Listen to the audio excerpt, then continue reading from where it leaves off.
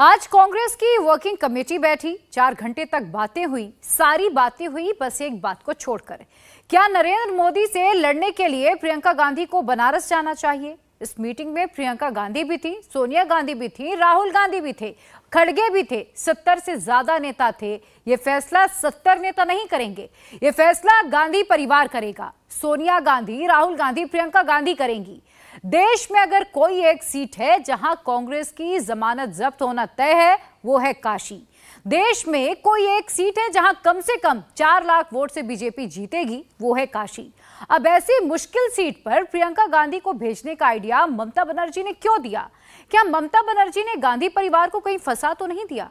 एक झटके में राहुल का भी पत्ता काट दो और प्रियंका का पॉलिटिकल इनिंग भी खत्म कर दो। एक रिपोर्ट देखिए आप।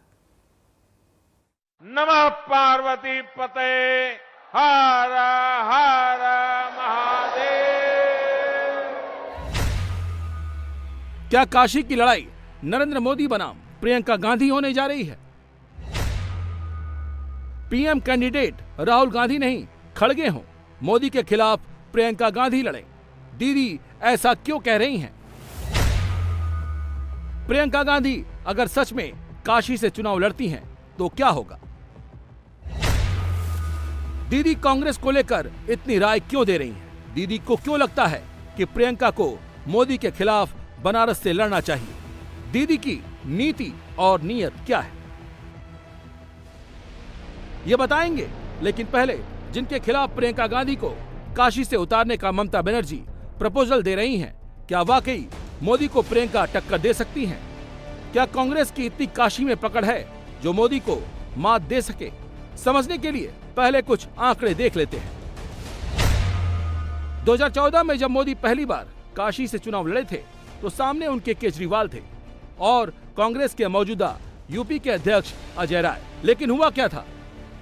नरेंद्र मोदी को 5,81,022 वोट मिले थे। उनका वोट शेयर था 56.37%, जबकि केजरीवाल को 2,09,228 वोट मिले। इनका वोट शेयर था मात्र 20.30%। कांग्रेस के अजय राय को सिर्फ 75,614 वोट मिले थे। इनका वोट शेयर सिर्फ 7.34% था।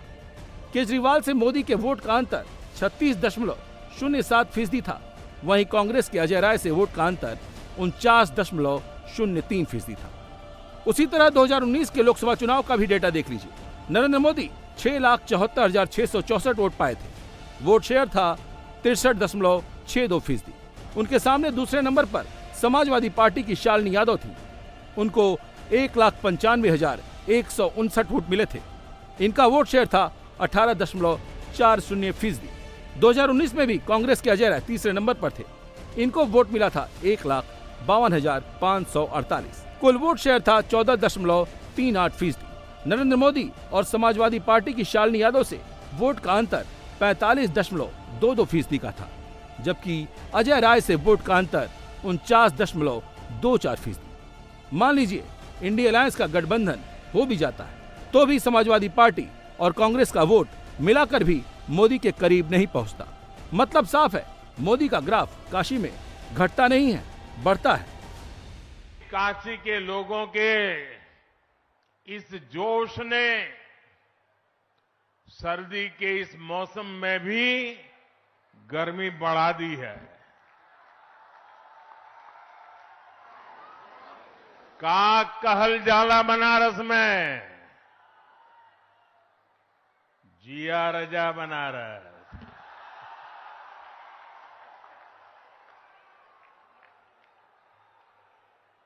अच्छा, शुरुआत में हमें एक थे शिकायत है काशी के लोगन से। कहीं हम आपन शिकायत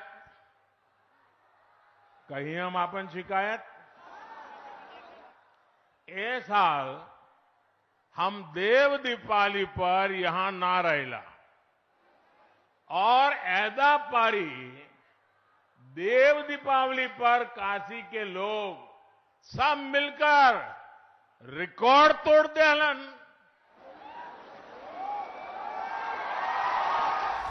जब जीत का अंतर इतना बड़ा है ऐसे में दीदी का दावा कहां खड़ा है? मोदी को काशी में हराना कितनी बड़ी चुनौती है, बस इसी से समझ लीजिए। 2014 से मोदी जब से यहां से सांसद बने हैं, तब से उन्होंने काशी की तस्वीर बदल दी। भव्य काशी कॉरिडोर मोदी के विकास का, मोदी के सनातन प्रेम का सबसे बड़ा सैंपल है। मोदी जब से बनारस के सांसद बने हैं, तब से बनारस में क्या क्या नहीं हुआ। बनारस के घाटों की तस्वीर बदल चुकी है, क्रूज चलने लगे हैं, रेलवे स्टेशनों का भी विकास हो रहा है। बनारस में नई नई ट्रेनों की शुरुआत हुई है। बनारस से डेडिकेटेड फ्रेट कॉरिडोर का काम भी चल रहा है। एयरपोर्ट पर सुविधाओं का विस्तार हो रहा है, मॉडर्न हॉस्पिटल बन रहे हैं, नए और आधुनिक डेयरी की स्थापना हो रही है। गंगा किनारे किसानों के लिए प्राकृतिक खेती की सुविधाएं दी जा रही हैं। बनारस के नौजवानों को कौशल विकास के लिए ट्रेनिंग संस्थान भी खोले गए हैं। बनारस में इंटरनेशनल क्रिकेट स्टेडियम बनाया जा रहा है। देश विदेश से टूरिस्ट आ रहे हैं। अंतर्राष्ट्रीय कार्यक्रमों का आयोजन भारत सरकार कर रही है। सांस्कृतिक हब बन चुका है। महादेव की काशी की मैं जितनी भी सेवा कर पाऊं वो मुझे कम ही लगता है। मेरे परिवारजनों, जब काशी का विकास होता है तो यूपी का विकास होता है, और जब यूपी का विकास होता है तो देश का विकास होता है। इसी भाव के साथ आज भी यहां करीब 20,000 करोड़ रुपए के विकास कार्यों का शिलान्यास और लोकार्पण हुआ है। बनारस के गांवों में पीने के पानी की सप्लाई हो, बीएचयू ट्रॉमा सेंटर में क्रिटिकल केयर यूनिट हो, सड़क, बिजली, गंगा घाट, रेलवे, एयरपोर्ट, सौर ऊर्जा और पेट्रोलियम जैसे अनेक क्षेत्रों से जुड़े प्रोजेक्ट हो, ये इस क्षेत्र के विकास की गति को और तेज करेंगे। अब जब काशी का वोटर वोट देने जाएगा तो किस आधार पर प्रियंका गांधी को वोट करेगा?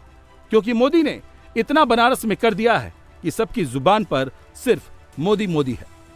नमः पार्वती पते हर हर महादेव। जितनी बार भी चर्चा हो रही थी, चर्चा जितनी बार भी हो, लेकिन मोदी जी के आगे कोई नहीं जीतने वाला है। चाहे वो प्रियंका गांधी हो, चाहे वो राहुल गांधी हो, चाहे उनकी मां सोनिया गांधी हो, लेकिन जीतेंगे तो मोदी जी ही, और मोदी जी ही हमारे बनारस के सांसद। हमारे काशी के प्रधानमंत्री क्या, हमारे देश के प्रधानमंत्री मोदी ही बनेंगे, क्योंकि मोदी जी जैसा नेक आदमी कोई आज तक दिखाई नहीं है।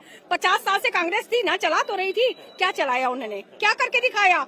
आज जनता जान रही है कि बनारस कितने आगे चला गया है। चुनावी मुकाबला हमें नहीं लगता कि मोदी जी के आगे उनका कोई मुकाबला है, क्योंकि मोदी जी ने कहीं कोई बात ही नहीं छोड़ी है कि जिस मुद्दे को लेकर वाराणसी पे वो चुनाव लड़ेंगे। मोदी जी ने विकास की बात की तो वाराणसी में उन्होंने विकास किया और सफलपूर्वक सारे चीज को जो वादा किया उन्होंने किया है। तो मुझे नहीं लगता कि प्रियंका गांधी को इस तरह से उनको कोई मुद्दा मिलेगा कि जिस पर वो चुनाव लड़ेंगे।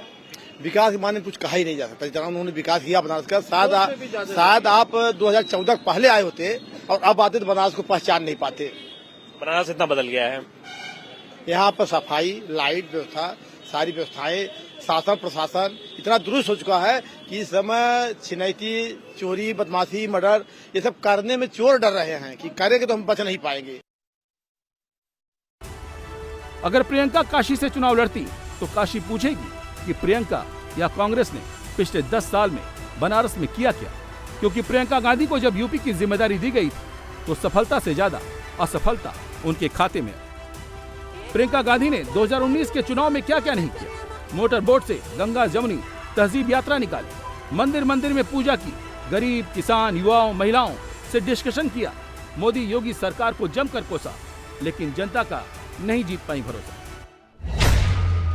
2019 में जब यूपी प्रभारी बनाई गई तो लोकसभा सीटों की संख्या 2 से घटकर 1 हो गई। राहुल गांधी बतौर कांग्रेस अध्यक्ष अमेठी से चुनाव हार गए। 2022 का विधानसभा चुनाव भी कांग्रेस 7 से घटकर 2 सीट पर आ गई। 2022 विधानसभा चुनाव में कांग्रेस के खराब प्रदर्शन के बाद से प्रियंका केवल एक बार यूपी कांग्रेस के दफ्तर आई हैं। लोकसभा चुनाव सिर पर है, प्रियंका और कांग्रेस की यूपी को लेकर क्या तैयारी है? मुश्किल यही नहीं है, प्रियंका की सुरक्षा और उनकी टीम की वजह से कार्यकर्ताओं से मुलाकात भी आसान नहीं रहती। क्या इसीलिए काशी के लोग वोट कर दें कि वो गांधी परिवार से आती हैं और सोनिया राजीव गांधी की बेटी हैं? लेकिन प्रियंका के काशी से चुनाव लड़ने को लेकर यूपी कांग्रेस के अध्यक्ष अजय राय को भरोसा है कि प्रियंका गांधी चुनाव लड़ती हैं तो कार्यकर्ता जान लड़ा देगा। अब ये प्रियंका गांधी जी का उत्तर प्रदेश घर है, वो बनारस लड़े, वो रायबरेली लड़े, अमेठी लड़े, प्रयागराज लड़े, जहाँ लड़ेंगी कांग्रेस का एक कार्यकर्ता पूरी जान लड़ा देगा। क्या उत्तर प्रदेश में कांग्रेस अकेला चुनाव आयोजित पर निकलती है, जिस प्रकार से एकदम तेजी के साथ तैयारी शुरू की है, सबके साथ सबको लेकर चलती है। किसान की बात, मजदूर की बात। आज गन्ना खा रहा हूँ, ये गन्ने का जो देख रहे हैं आप, ये पूरी तरीके से आज गन्ने का दाम नहीं बढ़ा। जब से सरकार आई है 20 रुपए क्विंटल बढ़ता था, नहीं बढ़ा। आज तो किसान परेशान है, आज गन्ने का पेमेंट नहीं हो रहा, नौजवान को नौकरी नहीं मिल रही, नौजवान पार्लियामेंट में घुस के आज अपनी चीजों की मांग कर रहा है। ये सब क्या है? तो निश्चित तौर से कांग्रेस अपना काम कर रही है। अजय राय 2 बार मोदी के खिलाफ चुनाव लड़ चुके हैं, लेकिन वोट का अंतर बढ़ता ही गया, मोदी की जीत का ग्राफ चढ़ता ही गया। इतना जानते हुए भी दीदी प्रियंका गांधी को काशी से चुनाव लड़ने के लिए क्यों कह रही है? क्या ममता बनर्जी प्रियंका गांधी का सियासी करियर खत्म कर देना चाहती हैं? क्या ममता बनर्जी को लगता है कि उनके रास्ते में गांधी परिवार ही बाधा है? खड़गे को प्रधानमंत्री कैंडिडेट बताकर क्या राहुल गांधी के पीएम बनने के सपने को तोड़ देना चाहती हैं? क्योंकि ममता और केजरीवाल दोनों को ही लगता है कि इंडिया अलायंस में मामला गांधी परिवार पर आकर रुकता है। क्या ममता बनर्जी कांग्रेस से 2021 की जीत के बाद जिस तरह से उनके दिल्ली मिशन को सोनिया गांधी ने ठप कर दिया, क्या उसका वो बदला ले रही हैं? नरेंद्र मोदी के खिलाफ आपने प्रियंका गांधी का नाम प्रपोज किया चुनाव लड़ने के लिए। सब बात मैं आपको कहेंगे, जो मेरे को कहना था मैंने कह दिया। प्लीज आप लोग अच्छा रहिए, मेरे को शुभकामना है नए साल के लिए और मेरी किस्मत, मेरी किस्मत।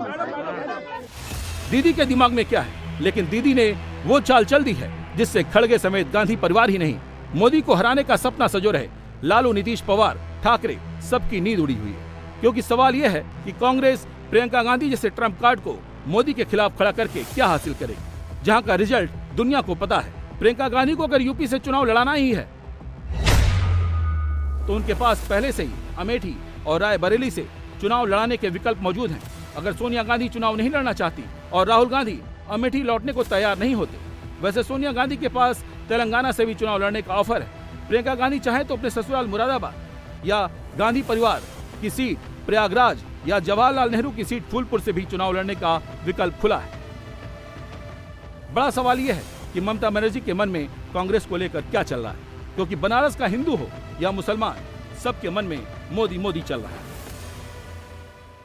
मुकाबला तो नहीं होगा क्योंकि ये बनारस है और यहाँ का मोस्टली पॉपुलेशन जो है कि एक तरफ है ही पहले ही से, तो मुकाबला तो नहीं कह सकते इसको। मोदी जी का पल्ला भारी रहेगा। वजह विकास है या खाली बस पॉपुलेशन? लोग अट्रैक्ट है, पसंद करते हैं, सबसे बड़ा जो है कि पॉइंट यही है। मोदी के सामने प्रियंका गांधी वाड्रा लड़ेंगी चुनाव, तो क्या कोई चुनावी मुकाबला आप लोग देखते हैं? चुनावी मुकाबला पहले तो ये काशी है, काशी में सिर्फ प्रधानमंत्री का ही बोल है, यहाँ पर उनका यही चलेगा। तो क्या कोई चुनावी मुकाबला हो पाएगा आपको लगता है? मौजूदा हालात देख तो लगता है कि हो भी सकता है। बाकी किसी को कमतर नहीं आंकना चाहिए। मजबूत कोई भी हो सकता है, कोई भी हार सकता है, कोई भी जीत सकता है। किसी को अगर आप कम आंक रहे हैं तो आपकी गलती फिर यहाँ पे है। मजबूत पार्टी है, मानते हैं, लेकिन आप अगर किसी को अनदेखा कर रहे हैं तो एक ही 2 सीट मारेगा, लेकिन मार रहा है आपका हिस्सा।